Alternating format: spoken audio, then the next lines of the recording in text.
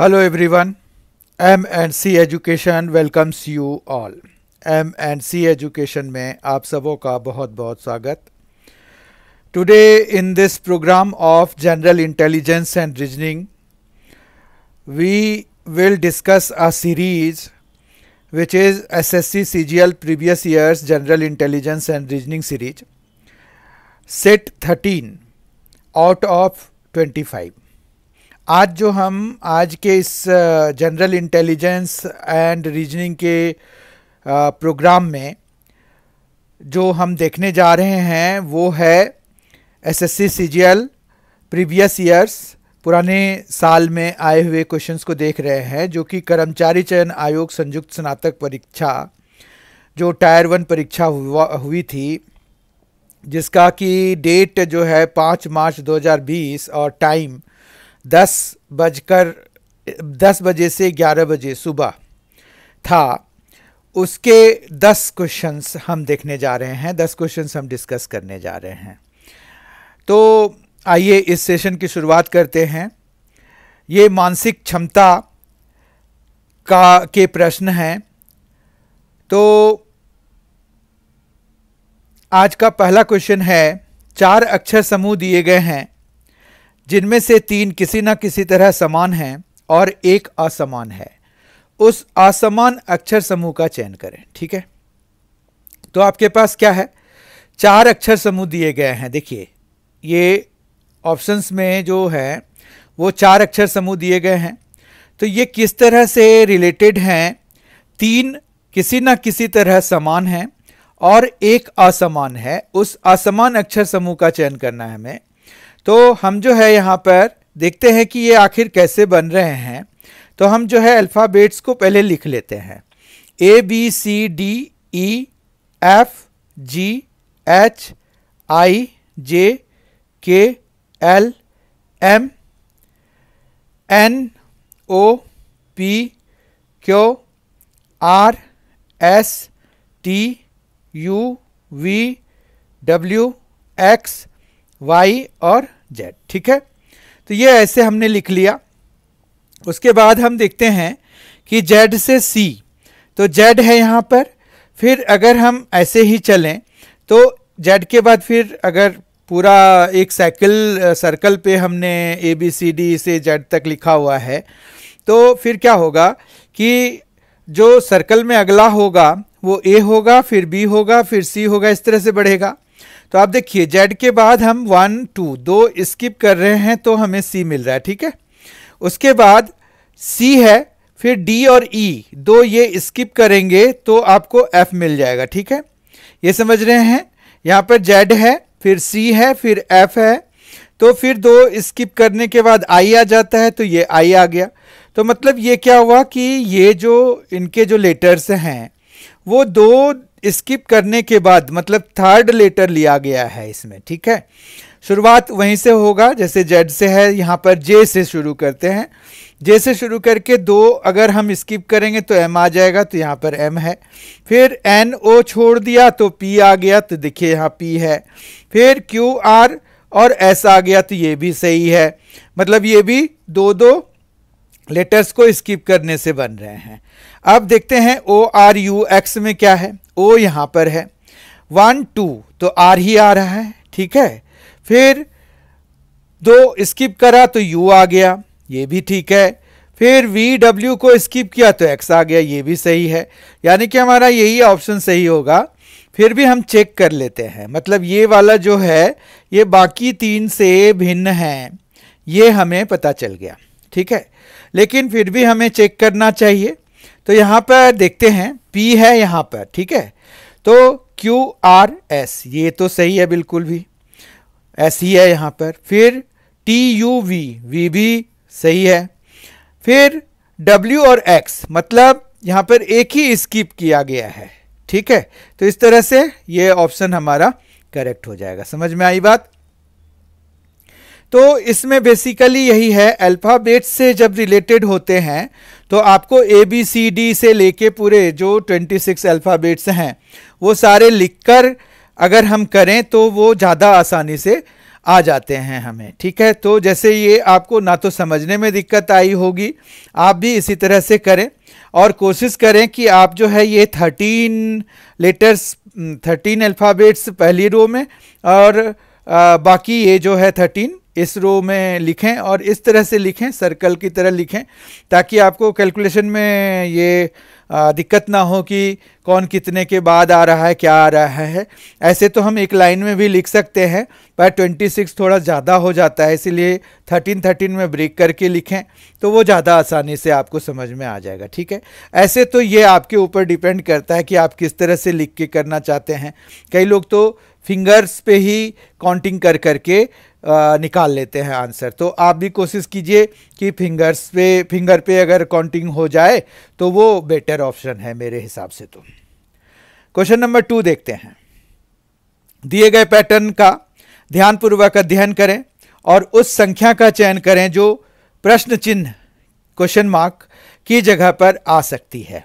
अब देखिए यहां पर हमें यह देखना होगा कि किस तरह से ये बन रहे हैं, ठीक है, मतलब इसमें आखिर क्या सीक्वेंस चल रहा है। तो यहां पर अगर आप देखिए तो 42 है, ठीक है, और ये 18 है, प्लस करने से तो बात बनेगी नहीं, ठीक है बात। तो यहां पर जो है हम एक काम करते हैं कि मल्टीप्लाई करा देते हैं, तो ये हो जाएगा 18 2 जा 36, 3 हो गया, 18 4 जा 72 और 3 तो 75 हो जाएगा, ठीक है। अब 756 हो गया और फिर जब हम इसको 3 से डिवाइड कराएंगे ना तो हमें 252 आ जाएगा। क्या कहते हैं आप, ठीक है। तो अब ये वाला जो हमने क्या किया, पहले मल्टीप्लाई कराया, मल्टीप्लाई करा के हमें ये आया, फिर हमने इसको डिवाइड करा दिया, ठीक है, जो आउटकम आया उसको 3 से डिवाइड करा दिया। तो क्या हमें ये जो दूसरा कॉलम है उस पर भी ये लग सकता है, तो उसको चेक करने के लिए भी हमें 37 और 24 को मल्टीप्लाई कराना पड़ेगा, ठीक है। तो 4 7 जा 28 हो गया, तो 2 कैरी हुआ, 4 3 जा 12 प्लस 2 14 हो गया और ये भी 14 है तो 28, तो 2 कैरी हो गया, 2 3 जा 6 प्लस 2 8, तो ये 8 8 8 आ गया, 37 इंटू 24, ठीक है बात। अब इसको हम जैसे 3 से डिवाइड किया था इसको भी 3 से डिवाइड कराते हैं, तो यहां पर क्या आ जाएगा, 3 2 जा 6 आ जाएगा, तो एक तो 2 आ गया हमारे पास, ठीक है। तो यहां पर 28 हो गया, तो 3 9 जा 27 होता है, फिर 1 हो गया तो ये आ गया 296 आ गया। अगर आप देखिए तो ये 296 ही है, ठीक है। यानी कि हमारा जो ये सोचना कि हम इन दोनों को मल्टीप्लाई करा दें और 3 से डिवाइड करा दें, तो हमें ये मिल रहा है, इन दोनों को मल्टीप्लाई करा के 3 से डिवाइड करा करके यही मिलेगा। तो हमें जो है अगर हम इसको x मान लें, सपोज कर लें, तो हमारा आंसर कैसे निकलेगा, मतलब हमें आएगा कि x करिए इंटू 36 कराइए, तो जो आउटकम आया उसको जो है 3 से जब आप डिवाइड कराएंगे तो आएगा 540। यही हो रहा है ना, यहां पर क्या हो रहा है, इन दोनों को मल्टीप्लाई करा रहे हैं फिर 3 से डिवाइड करा रहे हैं, तो ये लास्ट वाला आ रहा है। तो x हमने मान लिया कि क्वेश्चन मार्क की जगह पे x है, तो x इंटू 36 मतलब ये दोनों का प्रोडक्ट, फिर divided by 3 should give us 540 the last one. तो यहां पर 3 से जब हम इसको कैंसिल कराएंगे तो ये 12 आ रहा है। फिर हम जो है जब x की वैल्यू निकालना चाहेंगे तो 540 बाय 12 हो जाएगा। अब 12 को अगर हम 12 से जब 540 को डिवाइड कराएंगे तो ये आ जाएगा 12 4 जा 48 हो गया, 48 हो गया, तो यहां पर 6 आया, 5 आ गया, ठीक है। तो यहां पर 45 हमारा आना चाहिए क्वेश्चन मार्क की जगह पे, समझ में आ रही बात। तो हमारा 45 विल बी द आंसर, और वो कहां पर है, तो डी ऑप्शन पर है 45, तो डी ऑप्शन हमारा इस वाले क्वेश्चन के लिए करेक्ट हो गया। आई होप आपको समझ में आ गया होगा। ये बॉक्स वाले में एक डेफिनेट पैटर्न का पहले आपको पता करना होता है, उसके बाद फिर आप आंसर गेट करते हैं, तो इसकी प्रैक्टिस करनी होती है। तो मास्टर अगर बनना है तो प्रैक्टिस करनी पड़ेगी इसको। क्वेश्चन नंबर 3 है, उस विकल्प का चयन करें जिसमें शब्दों का आपस में वही संबंध है जो संबंध नीचे दिए गए शब्द युग्म के शब्दों के बीच है। भारी भूल गलती का परिचायक है, उल्लासोन्माद आनंद का, तो ये भी तो प्रतीक तो है, ठीक है। तो ये ऑप्शन अभी हम बैंक करके रखते हैं, जमा करके रखते हैं। बोलना सुनना ये तो अपोजिट है, ये नहीं चलेगा। क्रोध आग बबूलापन, ठीक है, ये दोनों सिमिलर से तो हैं, पर आग बबूलापन जो है प्रवृत्ति है और क्रोध जो है मतलब हम करते हैं, ठीक है, तो ये भी नहीं चलेगा, ठीक है। और युद्ध और शांति बिल्कुल विपरीत हैं, तो इस तरह से उल्लासोन्माद और आनंद जो है का वही संबंध आपस में है जो संबंध भारी भूल और गलती के बीच में है, ठीक है। आई होप आपको इसका एक्सप्लेनेशन भी समझ में आ गया होगा। क्रोध और आग बबूलापन थोड़ा क्लोज तो है, पर अगर आप ध्यान से समझेंगे तो यहां पर क्या है कि उल्लासोन्माद या भारी भूल, तो हम ये बोलचाल की भाषा हो गई और ये हो गया कि भाई गलती है ना। उसी तरह से उल्लासोन्माद थोड़ा मतलब क्या हो गया कि वैशेषणिक शब्द हो गया, विशेषण इसमें ज़्यादा यूज हो गया, तो ये है। यहाँ क्रोध तो खुद ही एक शब्द है और ये आग बबूलापन वो एक प्रवृत्ति है, तो हम जो है ए के साथ जाएंगे इसमें, ठीक है। क्वेश्चन नंबर 4 देखिए, उस विकल्प का चयन करें जिसमें संख्याओं का आपस में वही संबंध है जो नीचे दिए गए समुच्चय की संख्याओं के बीच है।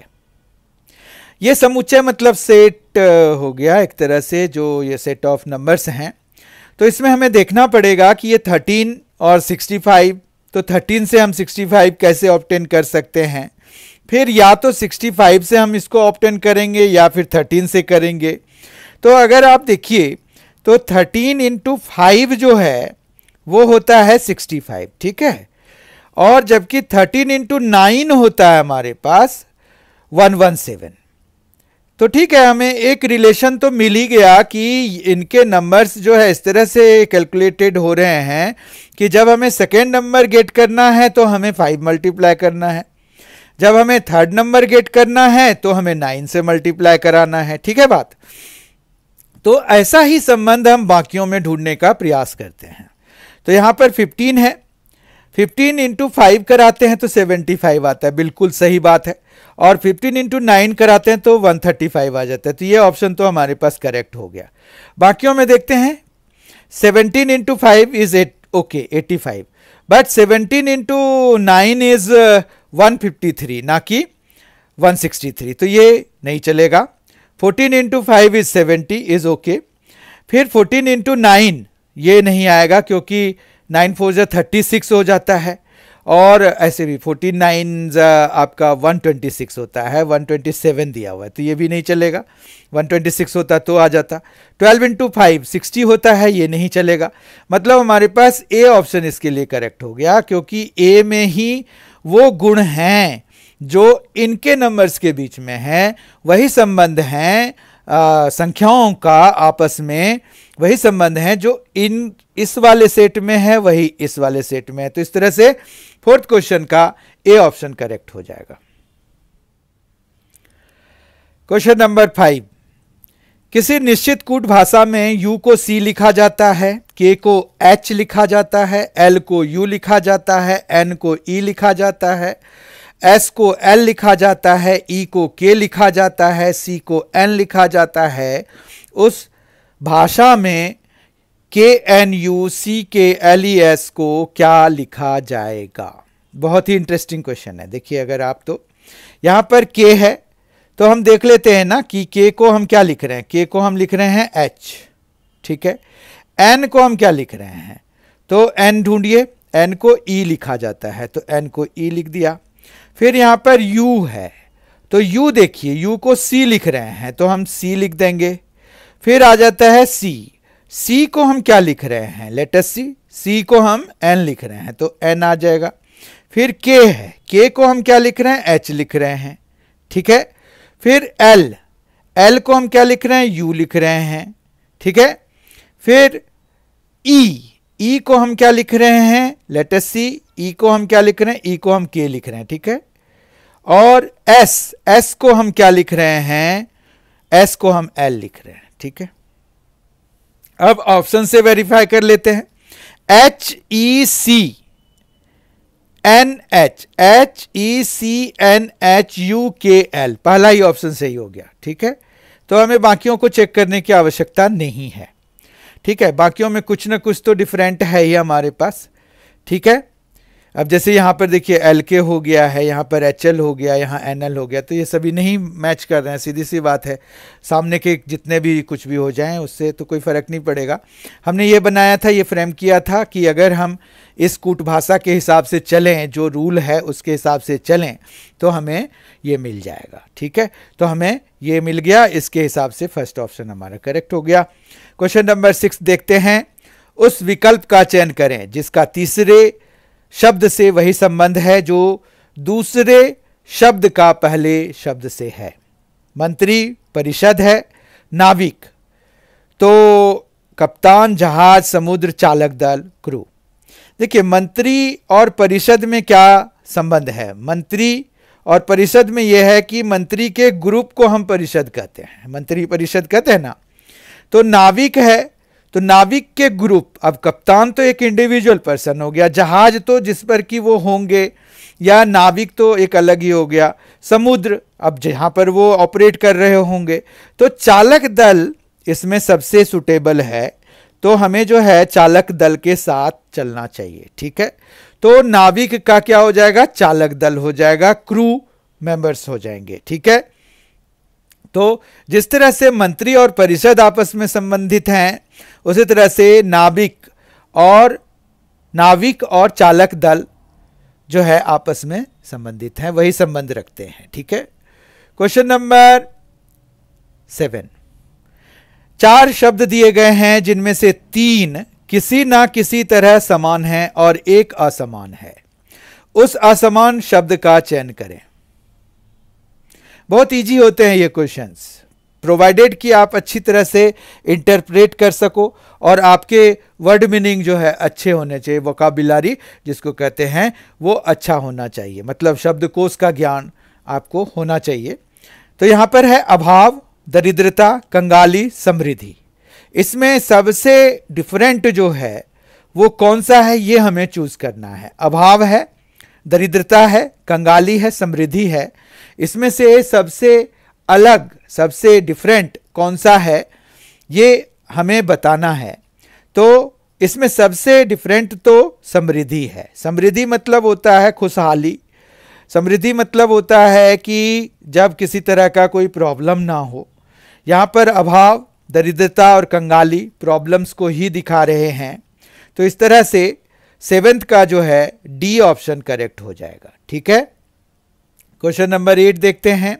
क्वेश्चन नंबर 8 में जो है आपको दिए गए पैटर्न का ध्यान पूर्वक अध्ययन करना है और उस संख्या का चयन करना है जो प्रश्न चिन्ह यानी कि क्वेश्चन मार्क की जगह पर आ सकते हैं। अब हमें यहां पर क्वेश्चन मार्क तो यहां पर है, ठीक है बात, ये ध्यान दीजिए। फिर यहां पर ये देखना है कि ये 10 है, ये 4 है, ये 14 है, ये 35 है, ठीक है। तो हम लास्ट कॉलम के जो आउटकम्स हैं उनको अगर हम रिजल्ट सपोज कर लें, तो हम ये 10, 4 और 14 के बीच का कोई रिलेशनशिप हमें निकालना पड़ेगा। तो 10, 4 और 14 के बीच में जो रिलेशनशिप होता है वो है कि 10 को आप 4 से डिवाइड करा दीजिए, आपको आ जाएगा कितना, 2.5, ठीक है। अब ये 2.5 को आप मल्टीप्लाई करा दीजिए अगले वाले नंबर से 14 से, तो वो हो जाएगा आपका 35, ठीक है। तो यहां पर ये शायद फॉर्मूला लगाया है इन्होंने फॉर्म करने के लिए। तो let us check it for the second रो।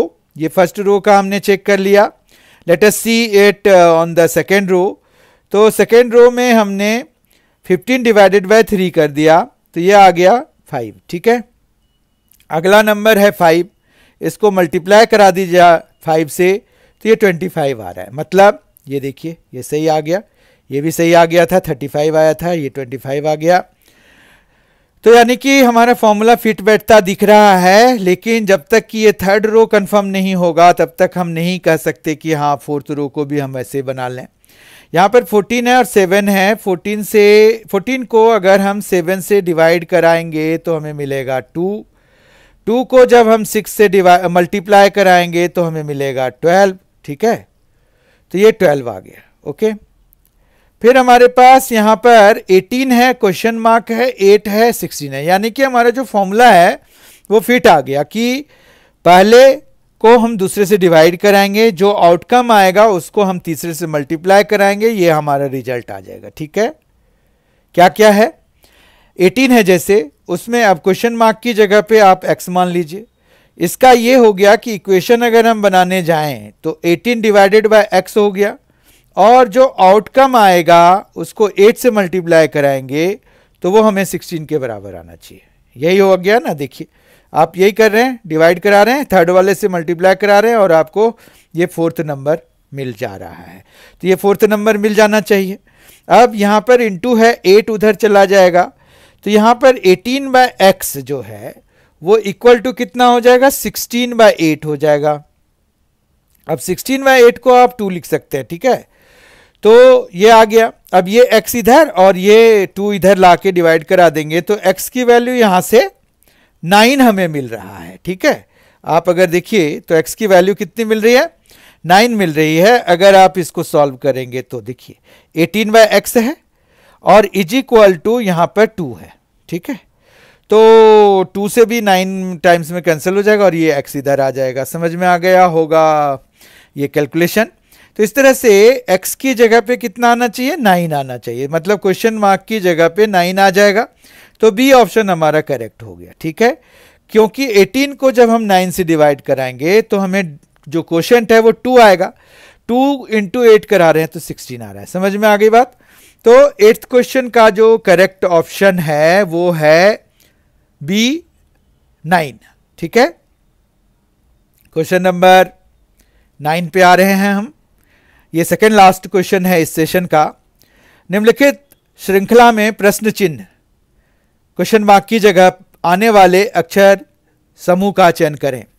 ए है, वाई है, डी है, एफ टी आई है, के ओ एन है, पी जे एस है। ठीक है, अब यहां पर ध्यान देने वाली बात यह है कि बीच में कैपिटल लिखा हुआ है, बाकी स्मॉल हैं, तो वो तो कोई दिक्कत नहीं है। फिर से आप वही काम कीजिए, A B C D E F G H I J K L M N O P Q R S T U V W X Y और जेड लिख लीजिए। ठीक है, फिर यहाँ पर ए है तो ए और फिर यहाँ एफ है, तो हम देख रहे हैं कि बी सी डी ई, मतलब हम अगर 4 स्किप कर रहे हैं तब हमें एफ मिल रहा है। ठीक है बात।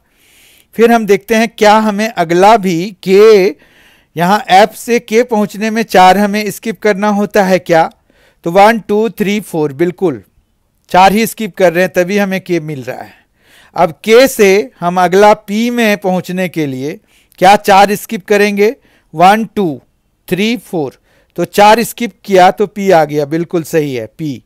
तो यानी कि पी का अगला अगर हमें चाहिए, ये क्वेश्चन मार्क की जगह पे जो चाहिए उसके लिए भी हमें 4 स्किप करने की जरूरत है। यहाँ पर पी है, 1 2 3 4 स्किप करना है तो यू आएगा, यानी कि इसका पहला तो यू आ जाएगा, वो भी स्मॉल लेटर में आएगा। ठीक है बात। अब देखते हैं y और t के बीच में क्या संबंध है। देखिए y यहाँ है, t यहाँ है, मतलब उसके पीछे जाना पड़ेगा। 1 2 3 4 4 ही पीछे जाने के बाद t मिल रहा है। अब हम ये देखना चाहते हैं कि t से o जाने में हमें कितना स्किप करना पड़ेगा। तो t यहाँ पर है, o जाने में 1 2 3 4 4 ही स्किप करना पड़ रहा है, तब हम o पे पहुंच रहे हैं। ये आ गया o। ठीक है, o पे भी पहुंच गए हम। फिर o से j जाने में हम 4 वापस जा रहे हैं क्या? तो 1 2 3 4 बिल्कुल जा रहे हैं, तो हमें j मिल रहा है। देखिए 1 2 3 4, ठीक समझ में आ गया। यानी कि j से अगर जो हम 4 पीछे जाने के बाद जो हमें अल्फ़ाबेट मिलेगा वही हमारे पास यहाँ पर बीच में आएगा और वो भी कैपिटल आएगा, ठीक है। तो 1 2 3 4, 4 हमने स्किप कर दिया तो ई आएगा इसके बीच में, ठीक है, और कैपिटल आएगा क्योंकि मिडल वाला कैपिटल में है, ठीक है। अब फिर आ जाते हैं थर्ड अल्फाबेट पे, थर्ड लेटर पे। तो डी है, डी के बाद आई है, लेटर सी, यहां पर डी है और आई है। तो डी से आई जाने के लिए 1 2 3 4, लगता है कि यहां पर भी वही सीक्वेंस बन रहा है। ये आई आ गया आपके पास। फिर आई से एन जाने के लिए देखते हैं कि 4 ही चाहिए क्या। 1 2 3 4, बिल्कुल 4 ही चाहिए, देखिए यहां एन आ गया। फिर एन से एस जाने के लिए 4 चाहिए क्या। 1 2 3 4, बिल्कुल एस पहुंच गए हम। ये जब 4 हम स्किप करेंगे तो एस पहुंच गए। तो यानी कि 1 2 3 4, 4 हम स्किप करेंगे तो जो आएगा वो है एक्स, यानी कि यहां पर एक्स आ जाएगा। तो हमारा क्वेश्चन मार्क की जगह पे जो अक्षर समूह आ रहा है वो है you E x. You E x है पहला वाला ही ऑप्शन, मतलब ए ऑप्शन इसका करेक्ट हो जाएगा। तो किस तरह से बनाया गया है यह आपको समझ में आ गया होगा अच्छी तरह से। आगे बढ़ते हैं और आज का आखिरी क्वेश्चन, 10th क्वेश्चन देखते हैं। निम्नलिखित श्रृंखला में प्रश्न चिन्ह क्वेश्चन मार्क की जगह आने वाली संख्या का चयन करें। यह 10th क्वेश्चन है, आखिरी क्वेश्चन है। यहां पर 40 है, 37 है, 43 है, 34 है, 46 है और उसके बाद क्वेश्चन मार्क है जो हमें डिसाइड करना है, ठीक है। 40 से अगर हम 37 की बात करें तो -3 के बाद आ रहा है, पर फिर हमें -4 करना पड़ेगा। 37 से नहीं, 37 से 43 जाने के लिए +6 करना पड़ेगा, ठीक है। तो हमने क्या किया, 40 में 3 माइनस किया तो 37 आया। फिर हमने क्या किया, +6 कर लिया तो 43 आ गया, ठीक है। फिर 43 में अगर हम 9 माइनस कराएंगे तब जाके हमें मिलेगा 34, ठीक है। ये देखिए 34 आएगा। उसके बाद 34 में अगर आप 12 प्लस कराएंगे तो आपको मिल रहा है 46, ठीक है। बात समझ में आई बात। तो अब यहां देखिए अगर सिचुएशन क्या चल रहा है, 3 माइनस किया, 6 प्लस किया, 9 माइनस किया, 12 प्लस किया, तो अगला जो हम माइनस कराएंगे वो हम कराएंगे 15, ठीक है। 15 माइनस कराने के बाद ये देखिए आपको कितना मिल रहा है, 31। तो 31 इसका करेक्ट ऑप्शन हो जाएगा, ठीक है। ए ऑप्शन इसका करेक्ट हो जाएगा। इसको करने का एक दूसरा तरीका भी है हमारे पास। जैसे यहां पर अगर आप देखें तो 40, 43, 46, तो ये तो बढ़ते हुए हैं, है ना। और इसका नहीं चाहिए, मतलब क्योंकि हमने ऑल्टरनेट लिया है, क्वेश्चन मार्क इसके जस्ट बाद है, तो हमें 37, 34 और फिर क्वेश्चन मार्क। तो 37 और 34 में क्या रिलेशनशिप है। 37 में अगर आप माइनस कराते हैं 3 तो आपको आएगा 34, ठीक है। 34 में आप 3 माइनस करा करके भी ये ला सकते हैं। देखिए 34 माइनस 3 करा दीजिए तो आपको कितना मिल रहा है, 31 मिल रहा है, यानी कि क्वेश्चन मार्क की जगह पे 31 आ जाएगा, ठीक है। आपको अभी देखा कि यहाँ पर 3 का टेबल चल रहा है, एक बारी माइनस हो रहा है, एक बारी प्लस हो रहा है। या फिर अगर आप ऑल्टरनेट नंबर्स को कंसीडर कराते हैं तो भी आप इसके आंसर निकाल सकते हैं, ठीक है। तो वो जो भी आपको फर्स्ट स्ट्राइक करे उस हिसाब से आप आंसर निकाल देना, ठीक है। वही वाला आपका करेक्ट हो जाएगा, कोई प्रॉब्लम नहीं है इसमें, ठीक है, क्योंकि वो ऑप्शंस उसी हिसाब से बनाते हैं और वो फिर बाकी के लिए वैलिड नहीं होता है। तो अगर ऑप्शंस से मैच कर रहा है और आप डिस्कवर कर पा रहे हो तो आप उसको बेशक लिख के आ जाओ। पर कोशिश करते हैं कि हम सीरीज के सारे नंबर्स को इंक्लूड करें। हमारा फर्स्ट अटेम्प्ट तो यही रहता है, जैसे अभी ये किया, फर्स्ट अटेम्प्ट आपका यही होना चाहिए, ठीक है। पर अगर ये बात नहीं बन रही होती तब फिर हम ऑल्टरनेटली कंसीडर करके भी आंसर निकाल सकते हैं।